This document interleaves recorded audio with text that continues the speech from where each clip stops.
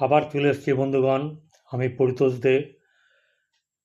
আপনাদের যে কারোর জন্মছক খুলে ফেলুন, দেখুন শনি আর চন্দ্র একসাথে বসে আছে কিনা।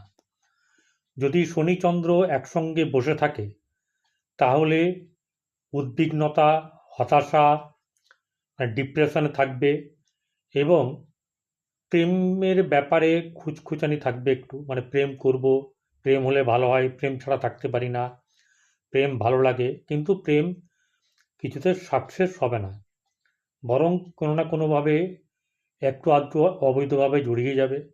এছাড়া শনি চন্দ্র একসঙ্গে থাকলে তাদের ঘরে কারোর না কারোর ঔষধ আসতেই থাকবে, অর্থাৎ রোগগ্রস্ত কোনো ব্যক্তি থাকবে যার জন্যে ওষুধ খেয়ে যেতে হবে। ঠিক আছে, এই ব্যাপারগুলো দেখুন।